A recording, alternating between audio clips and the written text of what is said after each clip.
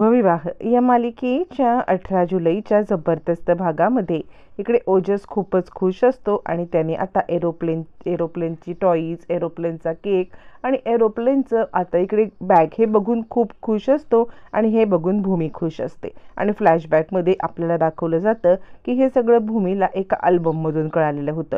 भूमीने ज्या वेळेला त्यांचे जुने अल्बम काढलेले होते त्या अल्बममध्ये त्याला आता एरोप्लेनची किती आवड आहे हे तिला कळालेलं असतं आणि त्यामुळे तिने आता हे सगळे अरेंजमेंट केलेली असते. आणि हे सगळं बघून भूमीला खुश होते की चला आपण केलेलं एफर्ट्स काहीतरी कामाला आलाय. आता इकडे ओजसने या सगळ्यामध्ये आता आपलं हे सगळं बघितलेलं आहे आणि खुश झालाय. हे सगळं होत असताना सुलोचना तिकडे येते. सुलोचना पाहिल्यावरती ओजस सांगायला लागतो, आजी आजी तू हे सगळं केलंस ना, तू माझ्यासाठी हे सगळं केलंस ना. यावरती सुलोचना हे बघते आणि नाही बाळा, मी हे नाही केलेलं आहे. यावरती तो म्हणतो, मग बाबांनी केलंय का? हे सगळं झाल्यावरती सुलोचना इकडे तिकडे पाहायला लागते आणि म्हणते, ती बघ तिकडे लपून बसलेली आहे ना, त्याच बाईने हे सगळं केलंय. आधी ना माझ्या जावयावरती हल्ला केला आणि आता माझ्या ओजसला माझ्यापासून लांब नेण्याचा प्रयत्न करते.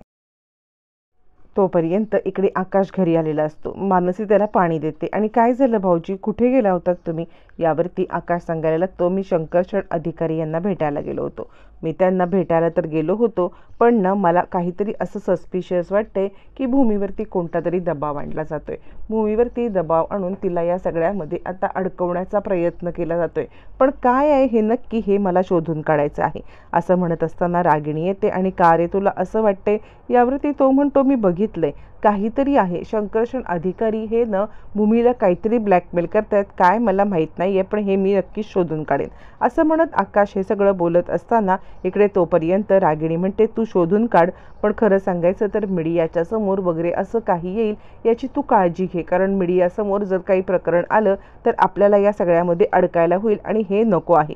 यावरती लगेचच पौर्णिमा म्हणायला लागते, मला काय वाटतं माहिती आहे का, काही झालं तरीसुद्धा या सगळ्यामध्ये आता भाऊजी तुम्ही जरा काळजी घ्या हं. म्हणजे मीडियासमोर आलं तर ते म्हणतील की काय बाबा, आकाश महाजन यांची बायको त्यांचा हात सोडून एका परक्या माणसासोबत पळून गेली, तुम्हालाच या सगळ्यामध्ये निंदा नालस्तीला सामोरं जावं लागेल. असं म्हटल्यावरती आकाश म्हणतो, पौर्णिमा तुला सारखं हे सगळं बोलायची काही गरज नाही आहे. तुझं तोंड बंद ठेव. ज्या गोष्टी सगळ्यांना माहिती आहेत त्या गोष्टी तू बोलण्याची काही गरज नाही. असं म्हणत आकाश चिडलेला असतो आणि पौर्णिमावरती खूपच रागवतो. त्याच वेळेला तिकडे एक इन्स्पेक्टर साहेब येतात आणि रागिणीला सांगायला लागतात की शंकरशण अधिकारी यांनी आता माफीनाम्याचा पेपर दिलेले आहेत. आता रागिणी गडबडते, हे कसं घडलं आणि शंकरशण अधिकारी यांनी माफीनाम्याचे पेपर का दिले तिला काही कळत नसतं आणि ती म्हणते, द्या ते पेपर माझ्याकडे द्या. यावरती ते सांगायला लागतात, कसं आहे हे पेपर आम्ही आकाश महाजन यांच्याकडे देऊ. रागिणी म्हणते, मी त्याची आत्या आहे, ते पेपर तुम्ही माझ्याकडे द्या. असं म्हटल्यावरती इन्स्पेक्टर साहेबांचा नाईलाज होतं. ते पेपर रागिणीच्या हातात देतात. रागिणी ते पेपर हातात घेते. तोपर्यंत तिकडून आकाश येतो. आकाश आल्यावरती तो म्हणतो, आत्या काय आहे हे सगळं? यावरती रागिणी सांगायला लागते, अरे काही नाही, ते पेपर आहेत. असं म्हटल्यावरती आकाश म्हणतो, पण त्याच्यावरती माझं नाव लिहिलेलं आहे. इकडे तोपर्यंत भूमी आता लपून छपून हे सगळं पाहत असते आणि त्याच वेळेला सुलोचना येते, काय गं तुला काय गरज पडले, माझ्या नातवाला माझ्यापासून तोडण्याचं काम करतेस का? मी तुझं हे नाटक अजिबात खपवून घेणार नाहीये. आत्ताच्या आत्ता माझ्या नातवाच्या आयुष्यातून निघून जा. म्हणजे आधी माझ्या जावयाला भरीस पाडलंस. माझ्या मुलीच्या प्रेमात असून सुद्धा माझा जावई तुझं सगळं ऐकायला लागलेलं आहे आणि त्यानंतर तू ओजसला या सगळ्यामध्ये ओढणार आहेस का? हे बघ मी तुला आधीच सांगते, ओजसपासून आणि आता इकडे शंकरशणपासून तू लांब राहा. माझ्या नातवावरती भुरळ घालण्याचं काम करू नकोस. भूमी म्हणते, माझा कोणत्याही प्रकारचा हा हेतू नव्हता. मला खरं तर त्याला जरा 4 आनंदाचे क्षण मिळावे आणि या सगळ्यामध्ये आता त्याला या सगळ्यातून तो बाहेर यावा, या दुःखातून, इतकाच माझा हेतू होता. त्या पलीकडे माझा हेतू काही नव्हता. तुम्ही उगाचच या सगळ्याचा आता वेगळा अर्थ काढू नका. असं म्हटल्यावरती सुलोचना म्हणते, इतकं सगळं करून आता तू मला माझ्या नातवाच्या नजरेमध्ये कमीपणा देण्याचा प्रयत्न करतेस का? यावरती सांगते, नाही, मी फक्त एकच काम करते आहे, त्याला आनंद देण्याचा प्रयत्न करते. यावरती सुलोचना म्हणते, अच्छा, म्हणजे त्याची आजी त्याच्यासाठी चांगला विचार करत नाही आहे, त्याची आई त्याच्यासाठी चांगला विचार करायची नाही, तूच मोठी एकटी शहाणी आलेली आहेस जी त्याच्याबद्दल चांगला विचार करतेस. भूमी म्हणते, तुम्ही उगाचच त्याच्या मनामध्ये काहीतरी पेरण्याचा प्रयत्न करू नका. मी असं काहीही म्हटलेलं नाही आहे किंवा मी असं कोणतंही विधान केलेलं नाही आहे. यावरती आजोबा म्हणायला म्हणायला लागतात, हे बघ सुलोचना, ती जे काही करते ना ते चांगल्यासाठी त्याच्या करते आहे आणि मला नाही वाटत की यातमध्ये तिचा कोणता वाईट हेतू असेल. त्यामुळे तू या सगळ्यामध्ये तिच्यावरती उगाचच आरोप करणं बंद कर आणि उगाचच या सगळ्यामध्ये तिला काही बोलू नको. यावर आता इकडे सुलोचना सांगायला लागते, तुम्ही तर गप्पच बसा. मला तर या सगळ्यामध्ये तुमचं काही ऐकायचंच नाही आहे. तुम्ही जे काही करताय ना त्यामुळे आता ती डोक्यावरती बसून राहिले. आणि एक गोष्ट लक्षात ठेव, माझ्या नातवाची आई बनण्याचा तू प्रयत्नसुद्धा करू नको. तसा प्रयत्न केलास ना तर गाठ माझ्याशी आहे, असं ती म्हणायला लागते. यावरती मग आता लगेचच सांगायला लागते, भूमी हे बघा, तुम्ही गैरसमज करून घेऊ नका आणि बाळा तू सुद्धा गैरसमज करून घेऊ नको. मला तुला इतकंच सांगायचं आहे की हे बघ, म्हणजे ना एक आई जे मुलासाठी करते तेच फक्त मी तुझ्यासाठी करत होते, बस बाकी काहीच नाही आहे. आणि ती म्हणते, हे बघ बाळा, तू माझ्याबद्दल गैरसमज करून घेऊ नको. यावरती ती सांगते, अच्छा म्हणजे तू आता माझ्या नातवाच्या विरोधात, माझ्या नातवाच्या मनामध्ये माझ्या विरोधात विष पेरण्याचं काम करशील ना, कर कर. तू हे जरी केलंस ना तरी माझा नातू हा माझा आहे, तो तुझा अजिबात होऊ शकत नाही आहे. भूमी म्हणते, मला तुमच्यापासून त्याला मुळातच तोडायचं नाही आहे. तुम्ही काही गोष्ट समजून घेत नाही आहेत. तुम्हाला मुळातच समजत नाही आहे की मी त्याला या सगळ्यामध्ये तुमच्यापासून का तोडू किंवा हे सगळं करण्याचा मी का प्रयत्न करू. मला हे करण्याचं काहीच गरज नाही आहे, असं भूमी म्हणायला लागते. तरीसुद्धा ती आता आपल्या नातवाकडे येते आणि नातवाकडे आल्यावरती ती सांगायला लागते, हे बघ बाळा, ही बाई ज्याप्रमाणे तुझ्या बाबांना गोडगोड भुलवलंय ना त्याप्रमाणे ती तुलासुद्धा गोडगोड भुलवण्याचा प्रयत्न करते आहे आणि तिच्या गोडगोड बोलण्याला तू काही फशी पडू नकोस, इतकं मात्र कर. असं म्हटल्यावर ती आता इकडे ओजस इतका कन्फ्यूज होतो, त्याला कळतच नसतं की आपल्यासोबत नक्की काय चाललंय किंवा या सगळ्यामध्ये आता कोण खरं कोण खोटं, तो नुसता कन्फ्यूज असतो. हे सगळं चालू असताना मग मात्र आता इकडे भूमी सांगायला लागते, तुम्ही का त्याच्या मनामध्ये विष पेरताय, असं काही नाही आहे. भूमी आता हे सगळं समजवत असते तरीसुद्धा ती काही ऐकत नाही. ओजसला तिकडून जायला सांगते, तो केक वगैरे त्याला हात लावू देत नाही आहे. हे सगळं चालू असताना आकाश सांगत असतो, आत्या तू दे ते माझ्याकडे, माझ्या नावाचं एन्व्हलप आहे ना ते एन्व्हलप तू मला दे. असं म्हटल्यावर ती रागिणी थोडीशी गडबडते आणि नाही बाळा, तू उगाच स्वतःला त्रास करून घेतोयस, मला हे एन्व्हलप नाही तुला द्यायचं आहे. यावरती तो म्हणतो, आत्या असं काय करतेस, अगं माझ्या नावाचं एन्व्हलप आहे ना ते मला दे बरं तू. यावरती रागिणी ते एन्व्हलप लपवण्याचा प्रयत्न करते पण आकाश ते एन्व्हलप हिसकावून घेतो. ते एन्व्हलप हिसकावून घेतल्यावरती तो सांगायला लागतो, मला न इकडे एक गोष्ट सांगायचं आहे की तू न मला ह्यापासून काही लपवू नकोस. असं म्हणत तो ते एन्व्हलप काढतो. त्याच वेळेला ती आता पौर्णिमाला इशारा करते. पौर्णिमाला इशारा करून हे एन्व्हलप काहीही झालं तरी ह्याच्या हातामध्ये लागायला नको, असं आता सांगायला लागते. असं म्हटल्यावरती मग आता लगेचच पौर्णिमा ते एन्व्हलप त्याच्याकडून काढण्याचा प्रयत्न करत असताना तिकडे मानसी येते. ते एन्व्हलप हातात घेते आणि परत आकाशच्या हातात देते. ज्या वेळेला ते आकाशच्या हातामध्ये एन्व्हलप येत असतं त्यावेळेला रागिणी चिडते आणि ती पौर्णिमाला पुन्हा पुन्हा पुन्हा पुन्हा तेच तेच तेच तेच आता बोलत असते की पौर्णिमा ते कर बरं, पहिलं ते एन्व्हलप घे. मग लगेचच रागिणी स्वतःच ते एन्व्हलप घेते. रागिणी एन्व्हलप घेते आणि त्यानंतर आकाश म्हणतो, आत्या का असं केलंस तू, की तू या सगळ्यामध्ये का घेतलंस बरं हे. यावरती मग मात्र इकडे आता रागिणी म्हणते, हे बघ तुझ्या आयुष्यामध्ये जे काही वादविवाद आहेत ना ते वादविवाद आता मला पुन्हा वाढवायचे नाही आहेत. मुळातच तू तुझ्या आयुष्यामध्ये आधीच खूप काही फेस करतोय आणि असं असताना मी तुला अजून काही फेस करू देणार नाही आहे. मला इतकंच सांगायचं आहे की तू स्वतःला त्रास करून घेऊ नको.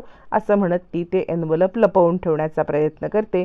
अरे अशा अनेक गोष्टी असतात ज्या तुझ्यापासून मी लपवण्याचा प्रयत्न करते आहे बाळा, आणि तेवढंच तू समजून घे, असं ती म्हणायला लागते. बरं हे सगळं म्हटल्यावरती मग आता आकाशला मुळातच कळत नसतं की नक्की आपल्यासोबत काय चाललंय किंवा हे सगळं काय होतंय. या गोष्टी त्याला काही कळतच नसतात. मग आकाश काही बोलत नाही. इकडे तोपर्यंत रानडे म्हणजे आता जो काही रागिणीचा माणूस असतो त्याला समजलेलं असतं की शंकरशनने माफीनामा दिलेला आहे. म्हणून तो शंकरशनकडे येतो आणि तो म्हणतो, काय आहे, म्हणजे ज्यांनी आपल्या पल्लवी बहिणींना मारलं, ज्या माणसांनी पल्लवी बहिणींच्या सोबत हा अत्याचार केला त्यांच्यासोबत तू आता असं कसं वागू शकतोस, त्याचा माफीनामा कसा काय तू कबूल करू शकतोस. यावरती शंकरशन म्हणतो, हे बघ म्हणजे मी बरेच दिवस बघतोय की काय झालं माहिती आहे का, घरामध्ये जे काही चाललंय ना त्यामुळे आपला ओजस खूप डिस्टर्ब होतोय. ओजस डिस्टर्ब होतोय आणि मला हे बघवत नाही आहे. आणि म्हणून मला असं वाटतंय की या सगळ्यामध्ये ओजसला परत परत परत परत त्याच गोष्टी आता इकडे या सगळ्यामध्ये नको दाखवायला.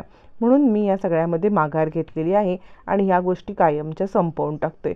पुन्हा पुन्हा पुन्हा पुन्हा या सगळ्यामध्ये त्या गोष्टी ओजसच्या समोर यायला नको, म्हणून हे सगळं संपवतोय. यावरती तो सांगायला लागतो, अरे असं काय करतोयस, पण तुला कळतंय का, त्यामुळे आता ओजसच्या मनात हे नसलं तरी त्याला शिक्षा नाही ना मिळत आहे, तू माफीनामा दिल्यामुळे तो मोकाटच सुटणार आहे. यावरती तो सांगतो, हे बघ, त्याला जी शिक्षा मिळवून द्यायची आहे ती शिक्षा मला आता दिलेली आहे आणि त्यानंतर मला नाही वाटत की यापुढे त्याला दुसरी कोणती शिक्षा मिळावी.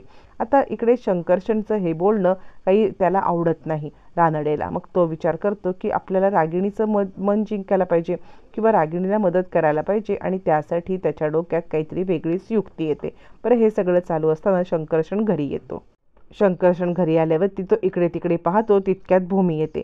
भूमी सांगते, आज मी म्हणजे त्याला पूर्णपणे माझ्याशी जवळ आणण्याचा प्रयत्न केला, त्याला या दुःखातून बाहेर काढण्याचा मी प्रयत्न केला, पण काही गोष्टी नीट घडल्या नाहीत.